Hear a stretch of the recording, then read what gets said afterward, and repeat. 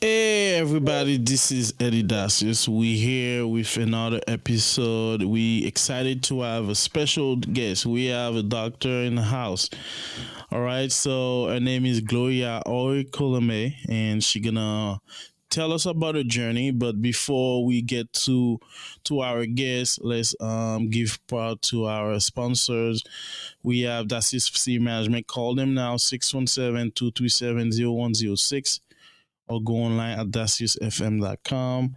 Do you want to maximize the value of your commercial property and achieve optimal productivity and efficiency in your day-to-day business operations? That's where Dacius Facilities Management can help. DFM offers Boston area businesses help in key areas like building and preventive maintenance, handyman services, project and vendor management, and even security consulting at competitive rates. Call Dacius Facilities Management now at 617-237-0106 or visit daciusfm.com today.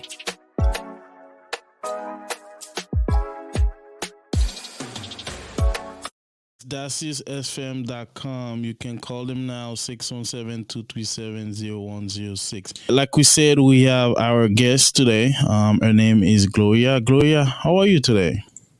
I'm fine. Thank you so much for having me. Oh, thank you for being here. Excited, and we're gonna go deep in your background. So let's start with the show with the intro. Welcome to the Divine Purpose Podcast, where we transport you along one of the more dynamic journeys of life. Have you ever been curious to know what it takes to become a successful leader, or about knowing the secrets of life through the Bible? How about engaging in conversation where no topics are off limits? We will take you to new levels with guests who can help you grasp the importance of your calling. Now, here's your host, Eddy Dacius, founder of Dacius Facilities Management.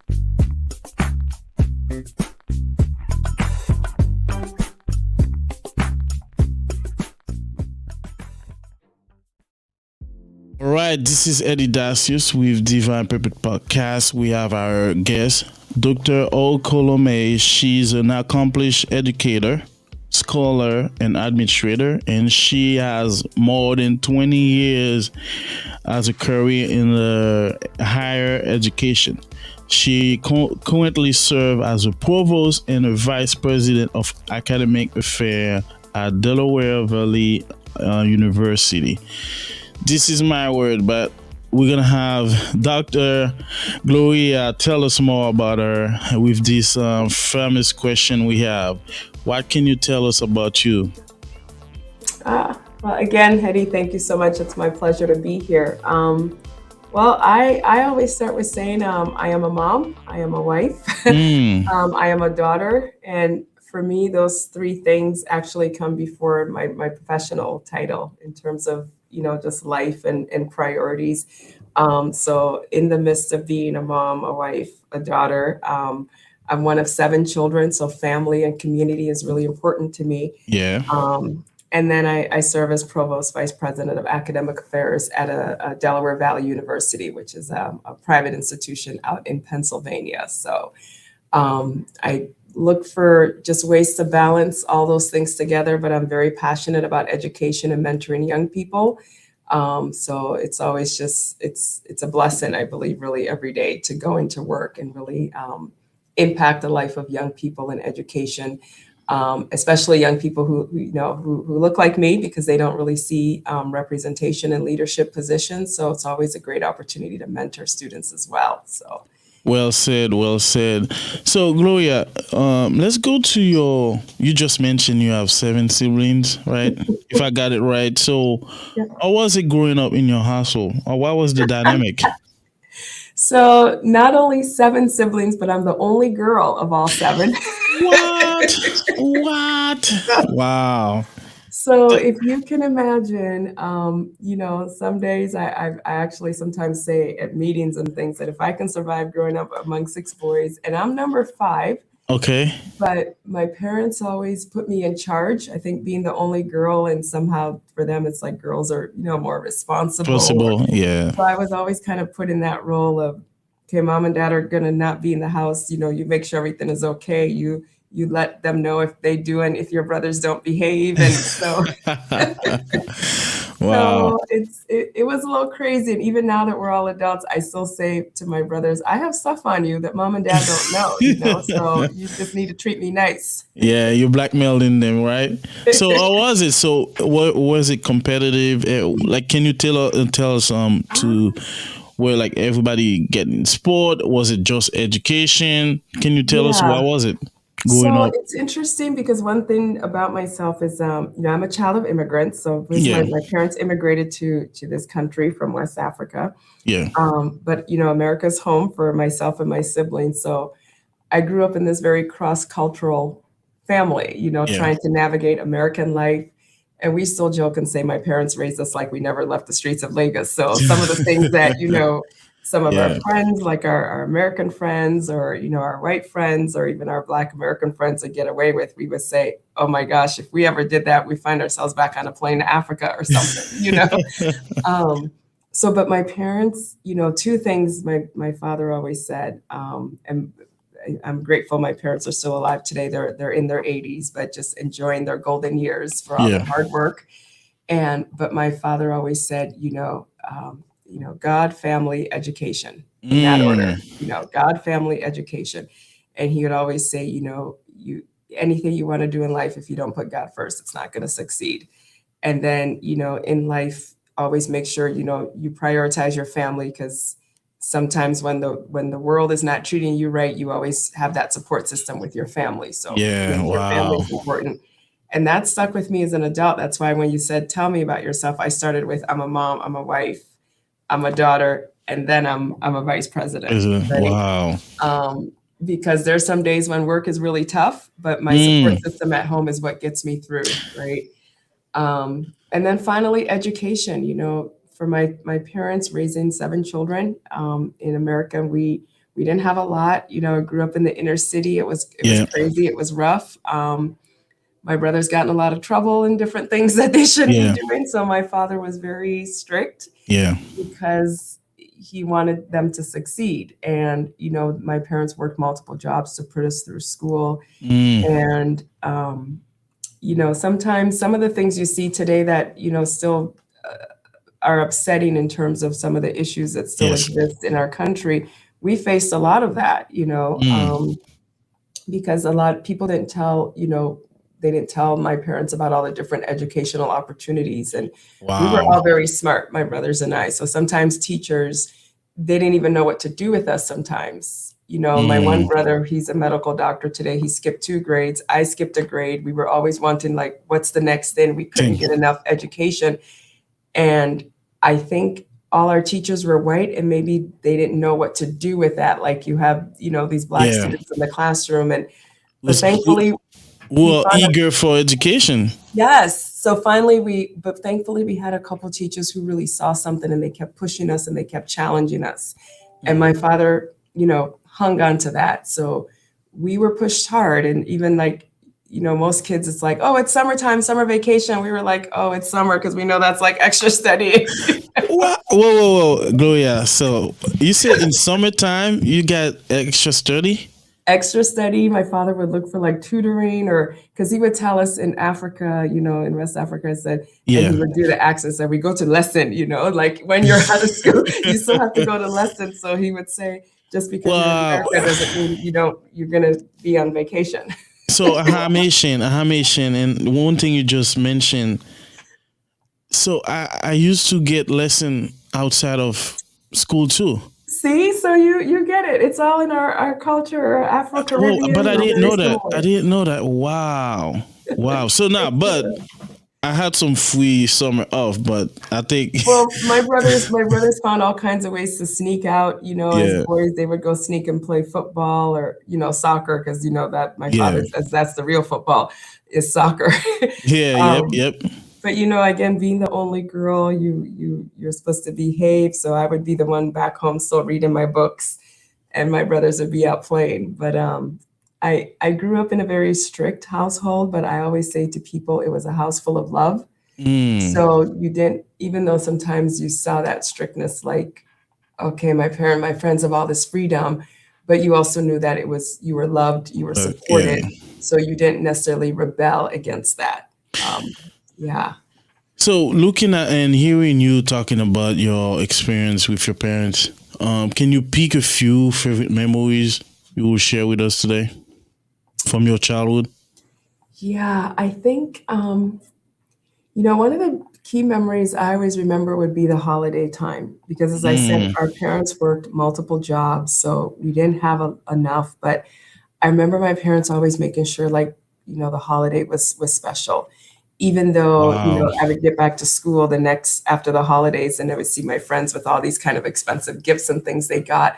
But I think our parents did it in such a way that we never felt like, we didn't have. I knew they worked really hard to put those presents under the tree that we got. And they made sure that we didn't that we didn't feel like, oh, we were less than or that we didn't have. Another memory I have is that my parents really made sure that we were surrounded by what I like to call like the bigger village. So they Yeah. found other people from West Africa who were here in this country and all those holidays. So you're always surrounded by all these aunties and uncles. And they're not really your aunties and uncles, but you call Yeah. them your auntie and your It's like the big family, you know? So it's the big village, and Yeah.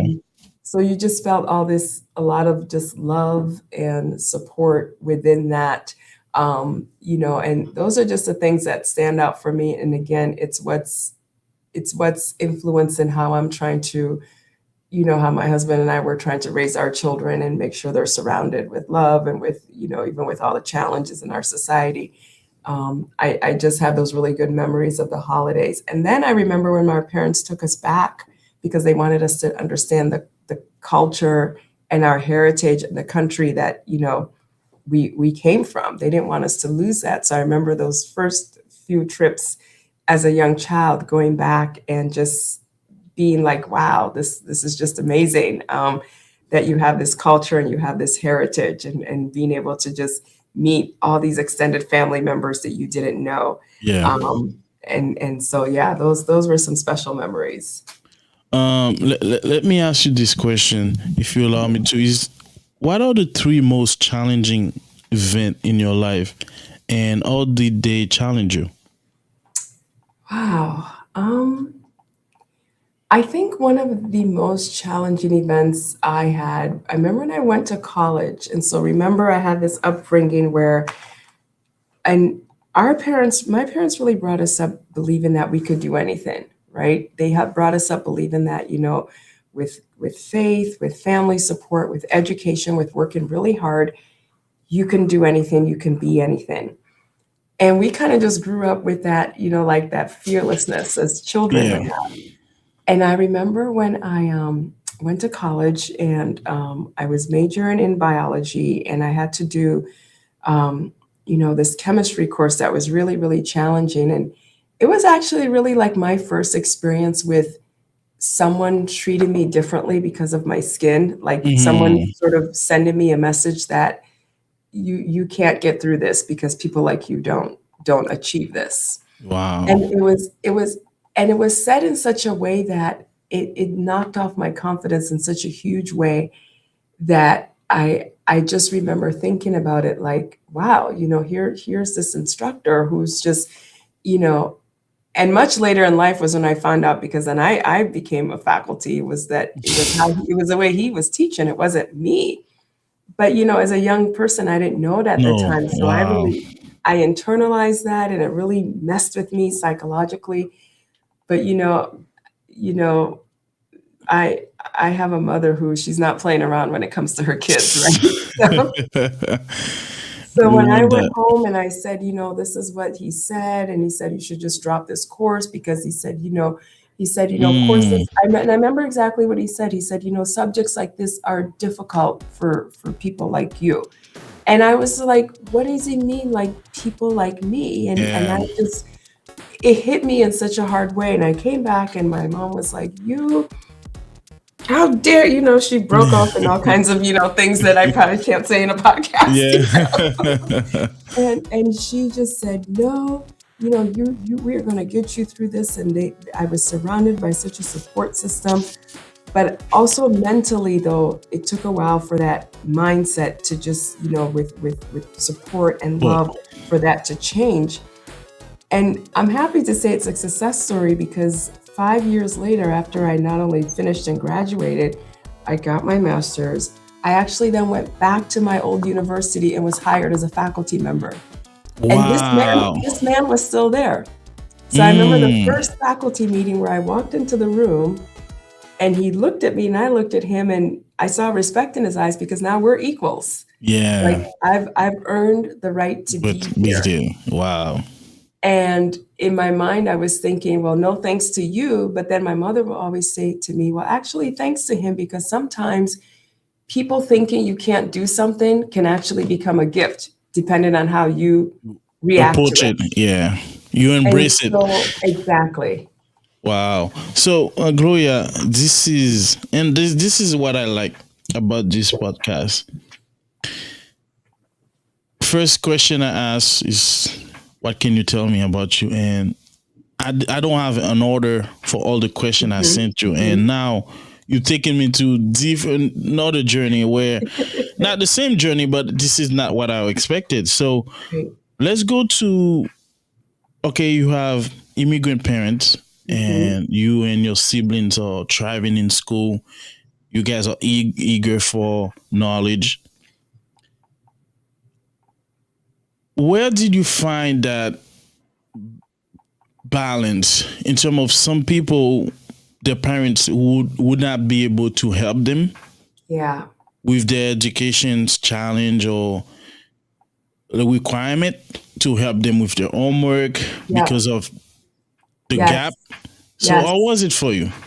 Well, here's what's interesting. I'll break that down. So one of the things that was fortunate for me was that my mother was a math teacher for many, many years. Wow. Back in West Africa, she was a math teacher, and she just got a certificate and then learned how to teach. But my father never went to college, really. Okay. But one thing that I learned from my parents is my parents always advocated for us. So even when they couldn't help with homework, my mother would march to the school and bang on every door. She would be talking to the teachers, talking to the counselors. And, sometimes we'll be so embarrassed, like, oh my gosh, here's our African mother showing up. And she's just, Yeah. gesturing. And, Africans were very energetic. Yep. But it was much later in life that I realized that even though she knew she didn't have it within herself, because she taught, math at, maybe like you could say like middle school level. Yeah. But when we now started getting higher and higher and she couldn't help, and my father, I mean, there were times I was helping him with like writing and with, just even I remember like we'll go through like a McDonald's drive-through, we'll be trying to interpret for my parents because people, they can't understand them. They're saying, hamburger, this kind of very. So it's Oh man. my parents, what I appreciated about them is where they didn't have those resources, they fought and they went to look for it. And so even now, sometimes I mentor a lot of students or I talk to parents and say, you may not be educated, you may not have the means, you may not, be wealthy, but there are resources out there. You can become an advocate for your child, or even if you're as an adult, learn to become an advocate for yourself. So yeah, that's how we overcame a lot of those gaps. And I think if my parents hadn't advocated for us, I truly don't believe I would be sitting where I'm sitting today. I truly don't believe that. How important are those memories for you now? Looking back, how important, like, I think you will take from them to help with your own situation now. Now you're a mom. I don't know the age, but you will help them. You're going to advocate. How important are those lessons you learn from your parents? Oh, they're so critical. And now I make sure that I explain that to my children all the time because, kids now, my kids, they just crossed into teenage years and, they're more aware. So, and I laugh sometimes because, and for any parent who's listening, you always swear to yourself, you'll never sound like your parents. You'll never do what your parents did. And then sometimes I hear myself saying something or trying to tell my kids how to, some life lesson. And I'm like, oh my gosh, I sound exactly like my mom. I did this, but that's just a cycle of life, isn't it? And I think for me, it's really important now to advocate for my children. I mean, I'm present. You go to the teacher conference. I always look for is there any teacher that's teaching my children that, that maybe they can't do something? Is there any teacher that's, putting anything in my child's head to kind of demotivate them? Like, I'm very, very sensitive to that. Because I know, again, my parents did that for me, and our children need that. They need us to do that. I work, before I worked at a university, I started my career in middle school teaching 8th grade. Okay. And I could always tell the children who had parents at home that didn't care, because they were the parents who wouldn't show up for a teacher conference, or they were the parents who, and probably because they were going through some challenges in their life, know, and it was tough for them. So you could always tell the children who had support at home and the children who nobody was telling them that education was important, because there's just this cycle that the parents are also struggling. Yeah. So it's really just important, when I speak at different things and try to just encourage parents, or through my church and things like that. And I just say, be an advocate for your children, because they really, really need it. And thank you, Dr. Gloria, to your well explained situation and going back to your journey. But what was your dream job in high school, in college, and now? I like to ask this question because there's probably it might be a straight line, it might be a wave. So what was it for you? Okay, so don't laugh. So for whatever reason, I wanted to be like this forecaster on TV, like the news channel people, and just tell the news. Yeah. And my parents and my siblings did tell me all throughout my life, I would always just walk around the house with like a microphone or like a pencil, and I turn everything into like an interview, like, oh, I'm in the kitchen with mom, and what's for dinner today? This kind of, and she's just like, get out of here, But I remember I just had that passion for just like communication. And one year there was like a big tornado in our neighborhood. So I was going all around to all the neighbors, like interviewing them, like, like how I see the news people do after a storm or something. But, I got into high school and college, and I took a couple science classes, and I fell in love with science. So I went on that path. But I will tell you that a lot of my job today is communicating. So I feel like I still do some of that passion because I use those skills. But I don't know how I went from wanting to be a news anchor to a researcher scientist and then a faculty and an administrator. It's like a journey like this, but yes, it's like a wave. And but I'm still using communication skills today, which I think is critical in any job, really. So, you've got a podcast, you have communication skills, or you wouldn't be able to do that, right? No, definitely. So which of your accomplishments you are the proudest? You have a lot. I do, but honestly, I think it's the greatest honor and privilege to be a mother. I really do. Wow. And it's crazy because even when I say that to some friends, people are like, oh, you're this career woman, you're a vice president, and I said, yeah, but when it's all said and done, it's the opportunity to sow into the next generation. That's where my legacy is. That's where the impact. And I just feel so blessed to be able to like shape and mold the next generation, especially in our current world. There's so many challenges. There's still so many things they face because of, their race, and to me, I think that's just the biggest accomplishment is if with God's help, I can produce and develop children who will make an impact in their world in ways that I didn't even do. Wow. I think for me, that will be that's my proudest accomplishment. And is there one thing you wish you knew before you started your career? Wow. Yeah. I wish I had told myself in a stronger way who to put value on. And what I mean by that is throughout my career, as I said, as an African American woman in academic affairs, I'm like in 2% Yeah. of people in this position in higher education. And it was a very bumpy road to get there. And some of that was because you would have thought I learned my lesson with that teacher who did that to me Yeah. back in college. But at different points during my career, other people came along who were just like that faculty, and I still like let them get in my head. Yeah. And so if I could kind of tell myself, I would say, you know what, be more intentional about who you put value on, because I can't stop people from having whatever opinion, right? Yes, you That's can. what I tell my children today. You're going to meet people who have all kinds of, you're going to meet crazy people. You're going to meet people who have a problem with you because of your skin or your beliefs or whatever identity you're going to have. But you can't control that, but you can control the value you put on them. Yes. And so I think each day I still work through that to make sure that I don't put so much value on the wrong people, because that can really mess you up in life, I think. And I think, and I appreciate this. This is same advice I would give to anybody, and I'm taking this advice for myself too, because there's so much negativity. And I will go with this question: when did you realize you made it?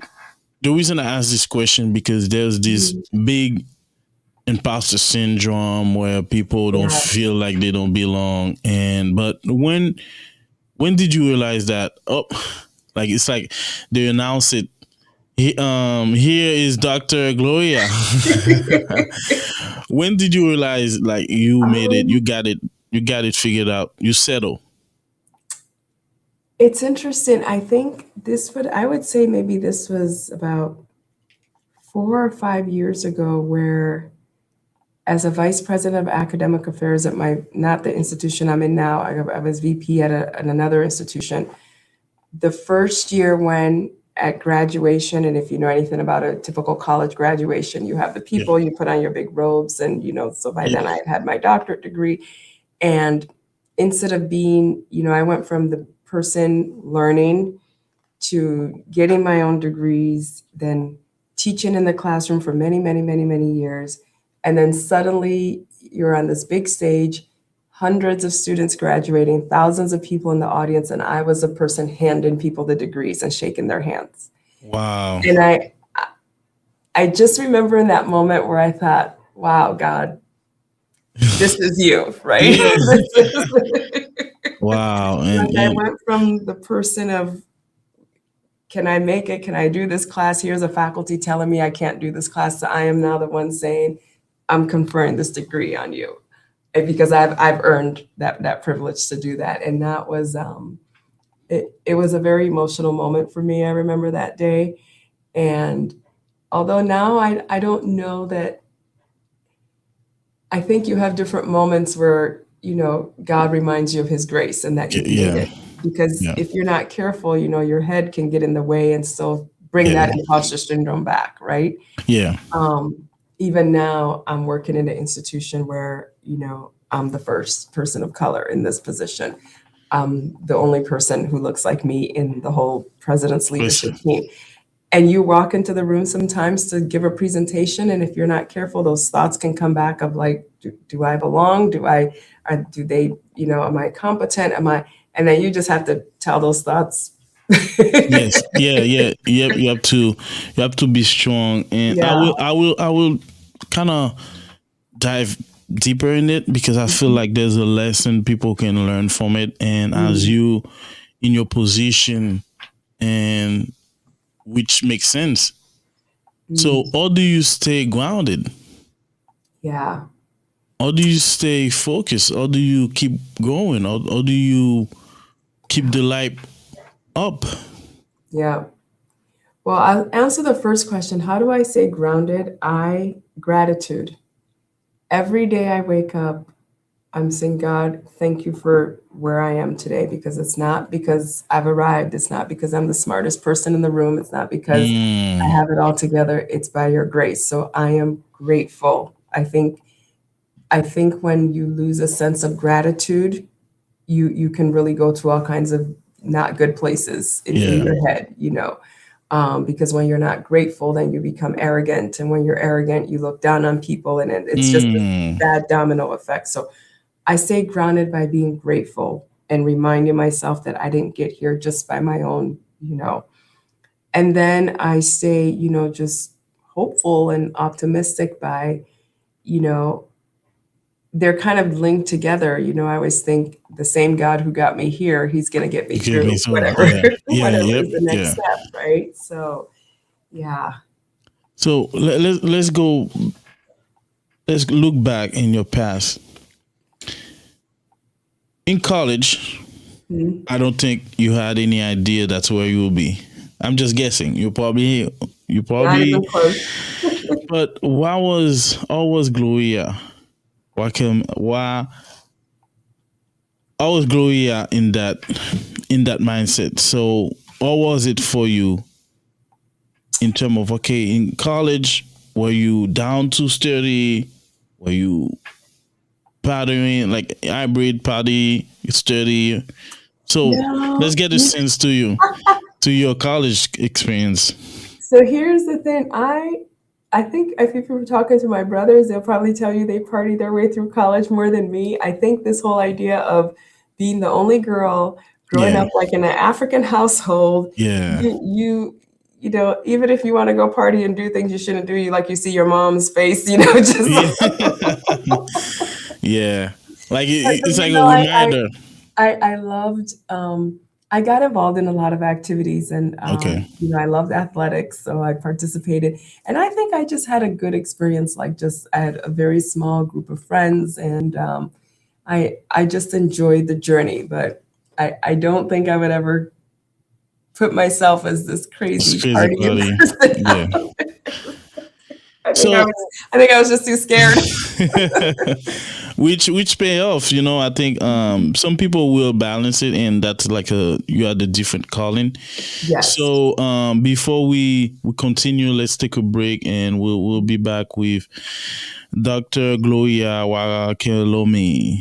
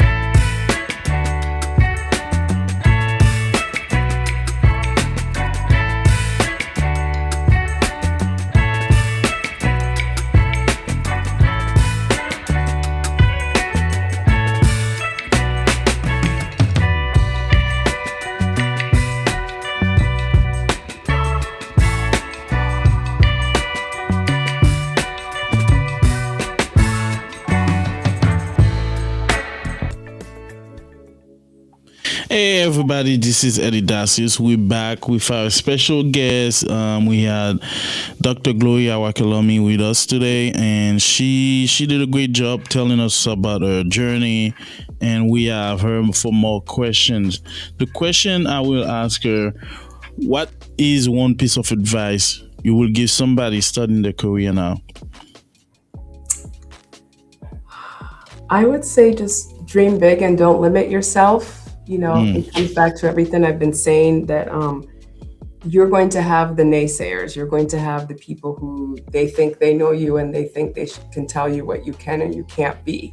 And it just goes back to that. Be careful who you put value on. Be very, very careful. And you have to kind of evaluate your life and decide, okay, this person is just always negative and really doesn't feel like I can get anywhere. So we're just not going to put value on them anymore. And then this person is here in my corner, championing me.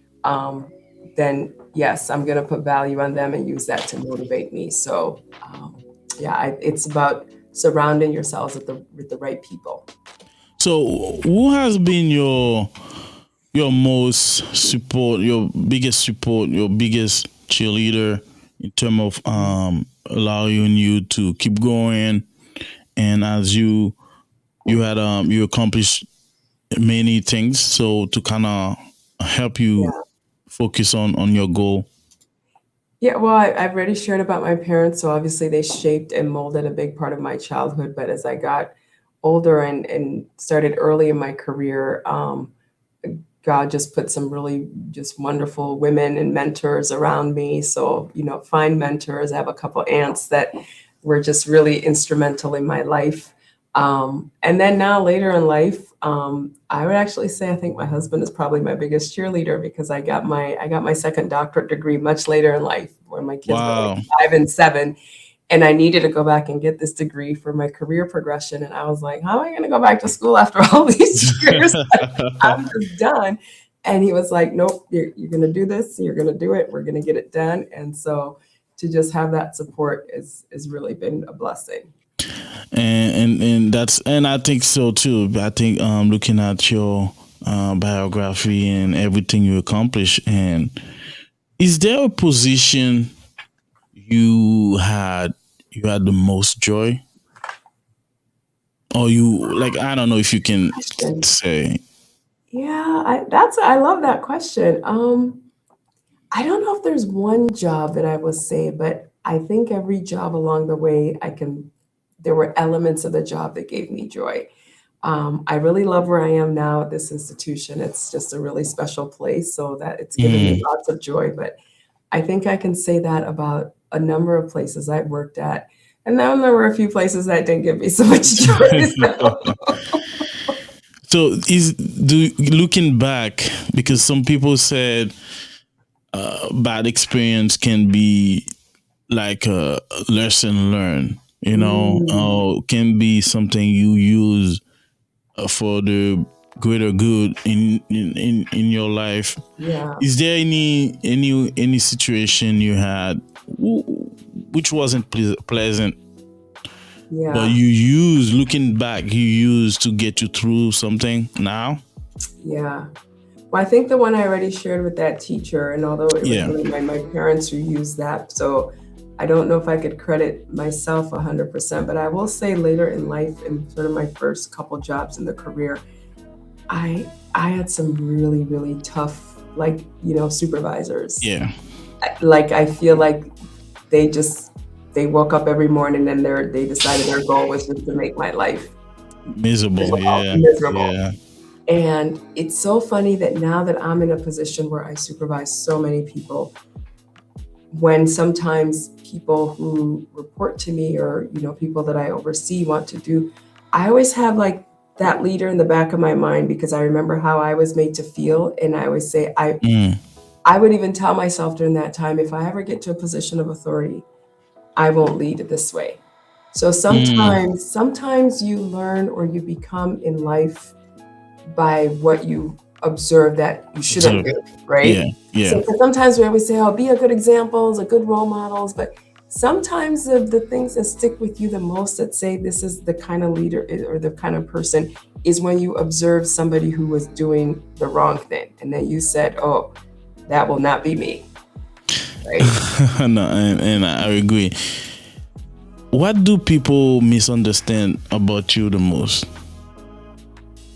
Wow, that's a great question.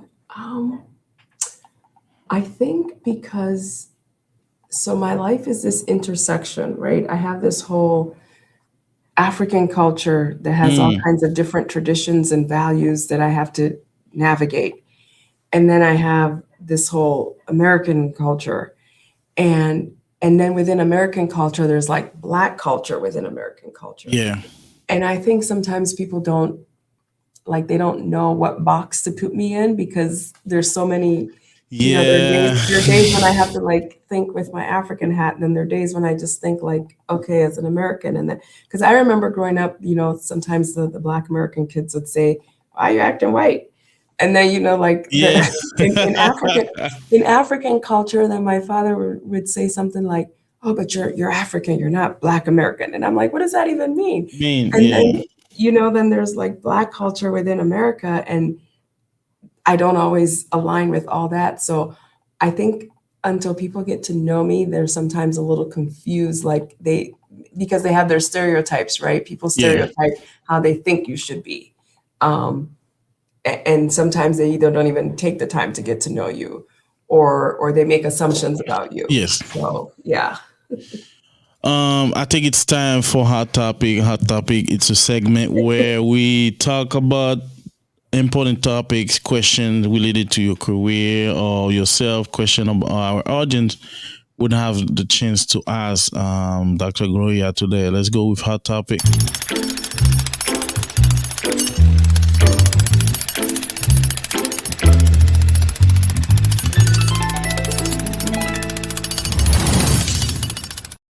Hey, this is Eddy Dacius with Dr. Gloria today. Hot topic. So, hot topic for Doctor today, Gloria. So, did you know you had the responsibility to bridge the gap from your parent and you now? Did you know when you were growing up, that was your responsibility?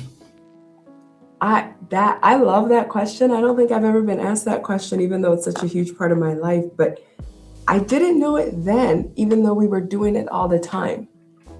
It really wasn't until I got older that I realized that even what a burden that was sometimes to have to carry that, because you love your parents, you see them sometimes struggling because the accent people couldn't understand, and you're constantly carrying that for them. And it wasn't until later in life that I saw how much they leaned on us.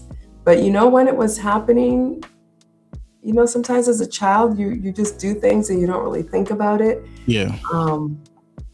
So I didn't know it then, but I know it now. And interestingly, I think in some ways I still do it now, because, you can't change. You take, a parent who, they may be in their 80s now, but if their first 40 or 50 years of their life, they grew up in one culture, even if they spend 30, 40 years, in a different culture, home is still home, right? Yeah. So And let's say we were interviewing your parents, and let's say I said, what would be their favorite childhood memories? I don't think it would be here. It would be in the country, right? Right. That's the same thing. That's the gap. Exactly. People. So now this is my following question. Do you think that there is an identity crisis when you are first generation immigrant? Absolutely. It's interesting you should say that, because it's a topic I'm really passionate about. I speak at a lot of different churches, a lot of churches that are maybe more African population, but it's all first generation. So you're trying to help, the parents and just kind of bridge that gap of things that you understand. And I think it is. I think, and I see it. Sometimes I'll talk to my Hispanic friends and colleagues, and they'll say the same thing, So I really think that, I think it definitely exists. It really, really then definitely exists.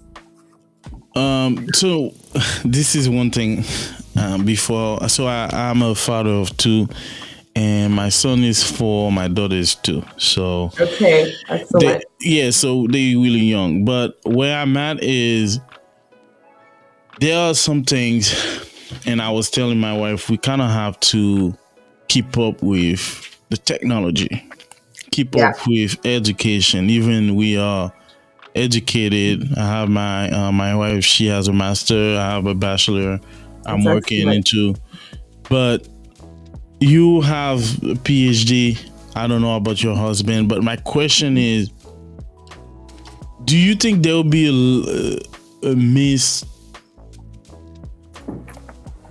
translation where your children, they're gonna be more advanced in what you had to do with what your parents had to do for you, you're gonna have to do for them, as they're gonna have to be, or they're gonna be advanced in their education?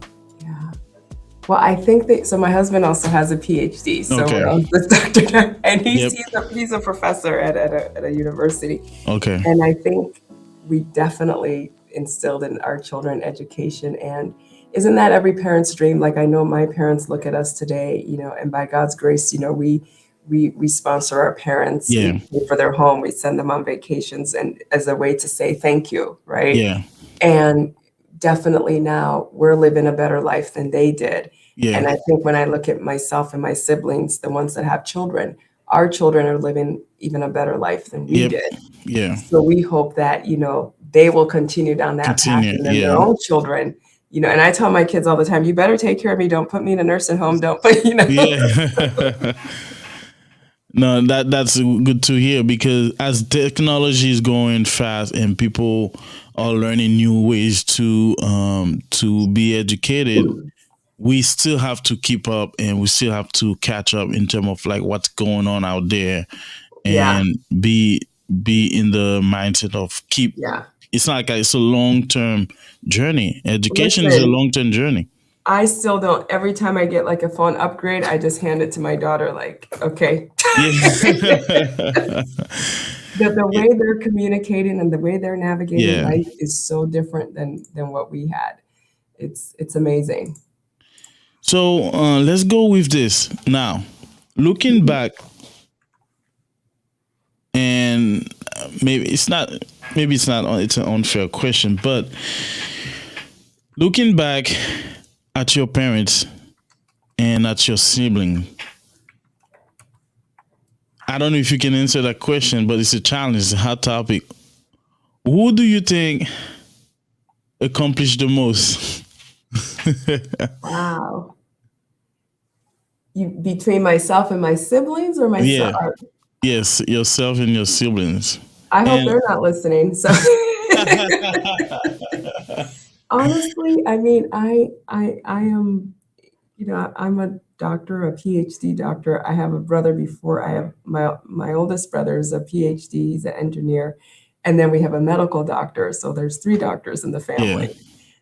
And then I have 2 brothers who run their own business, and they always joke and say they make more money than all of us as doctors. Oh man, yeah. I think everyone is successful in their own way, and it's a blessing. It really is. And that's the best answer. Yeah. And that's the best answer. And then it wasn't a trick question, but that's I know. definitely. But I bet if they were here, they would have different, because we're also very competitive as siblings. That's what I said. So I grew up with a big family too. Everybody's competitive. It's for the greater good. Everybody trying to make their parents and the family proud, And so let's go with is there a question you wish I asked you today? No, actually, you asked me some things that I'm going to file away that I may use in talking points when I speak at different places, especially the one about the parents, and did I know that I was navigating that way for them. That was really insightful for me. But no, not at all. It's just my privilege to be here. I'm honored. Thank you. So that's the million question now. What is the path for somebody to want to have your title one day? Wow, that's great. Well, I hope many people listening will want to, because we need more leaders in education. It's a wonderful opportunity to mentor. And if you have a passion for young people, for learning, for education, I would say start there. And there's so many ways to get here. You can go through teaching, you can go through just administration. But there's the beauty of the position that I'm privileged to have is that there's different ways to get there, but you definitely have to have a passion for young people, and you have to be passionate about education. Those 2 things you can't, that would be like, I don't know, you want to sell food, but you're selling a kind of food that you hate. I don't know if you would really be passionate, if you would be passionate.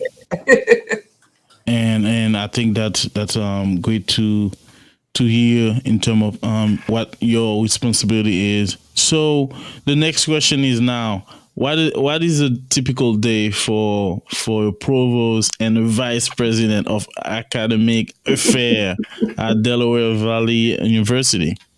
Wow.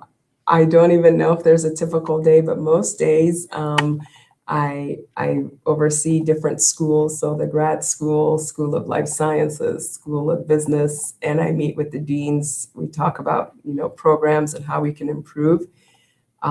Many of my days sometimes I'm in classrooms. I was just in a classroom this week to listen to a really dynamic speaker that was just an inspiration for some of our minority students. It was excellent. And I mentor a number of students, so I have different meetings with them during the week where they just come in and share how they're doing and maybe where they're struggling and how I can help. And then I'm responsible to a president, and he's responsible to a board of trustees. So sometimes you sit in those really tense meetings. 10 minutes, yeah. But my favorite part is when I'm meeting with the students. No, that's good to hear. So now let's go to, is there something you wish you studied or you knew how to do? As somebody who has 2 PhDs, right? Is there something you wish you knew how to do? So I would have wanted to, we're a very musical family, and I took piano lessons for many years. So I play piano and play it, well, not very well, but well. But I also loved the saxophone, and I really wish I had and my mom had told me, join the band and play the saxophone. And anytime I hear jazz music, or I just, it takes me to a place, and that's the one thing that I don't know. I never say never. I'm a lifelong learner. So I don't know, maybe in a few years, I'll just pick up a saxophone. Wow. That's great. So this was a hot topic with Gloria. So Gloria, what are the 3 books you will recommend our audience today, and why? Is there any book you can recommend us? One. Well, first of all, I'm going to say the Bible, by virtue of my faith. That's where you find inspiration. And I know maybe some people think that's an old-fashioned book. It's outdated. But I believe you find all kinds of wisdom and encouragement for life in there. And then the second book I would recommend is it's actually called the 7 Habits of Highly Effective People. It's a Stephen Covey book. Yeah. I think that's a really, really great book just for, getting it together. And then this is more of a topic, but I would recommend any book on emotional intelligence, because you can be really smart and know your stuff, but if you don't know how to manage people and deal with emotions and communicate, it'll be really hard for you to do any job or even be in a relationship. So, yeah. So that's a fun part. We're trying to close in now. Absolutely. Yep. This is good. So now, from Eastern University to Immaculata University, Long Island University, Bethel University, which one was your favorite? Oh my gosh, you can't put me on the spot in this case. I hope none of them are listening. That's hard. I'm gonna have to say they all had a purpose in my life. Come on, Gloria. Sorry, come on. But you know what? I have to give a shout out to Eastern, though. I had a wonderful experience. Yeah, wonderful. That's good. That's good. Thank you. That was great. We had a great fun with you. Absolutely. And learning more about you and your dedication for higher education. And I can say you are a lifelong learner. Mm-hmm. And so now the last question will be, what the future holds for you? So because of what my parents has instilled in me and so my passion, so I'm already starting some of this, but I do want to go back to different countries in Africa. So, Kenya, Nigeria, Ghana, Cameroon, and do something with education more. Either be part of a university and I already write curriculum now for some universities in different countries, but I would love to have a school, maybe just for girls. Yeah. In any of those countries. What about the boys? What about the boys? Okay, come on. We'll let the boys in too. Okay, we'll let the boys in. All right. So, Gloria, that was very, very, very interesting conversation. I learned a lot, and honestly, there was some question I didn't have, but the way you took us to that journey, I had to ask those questions, and you were graceful enough to take us there. Last word for you? I just thank you for having me. And then, like I said to anyone who will listen to this, just watch who you put value on in life, because it's going to make a big difference in where you go. So put value on the right people, surround yourself with the right people. Yeah. Gloria Oikelome, she is a lifelong learner. She's very intelligent and she's very successful. She's the provost and vice president of academic affairs at Delaware Valley University. We had her on our 44th episode.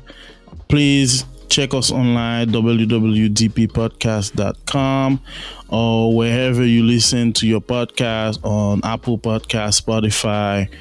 If you go on YouTube, you're going to find us, Divine Purpose Podcast. And if you are on any other social media, reach out to us. This is Eddy Dacius with Gloria. We had a great time. Thank you, Gloria. Appreciate the time. Thank you so much. Take care. Bye-bye.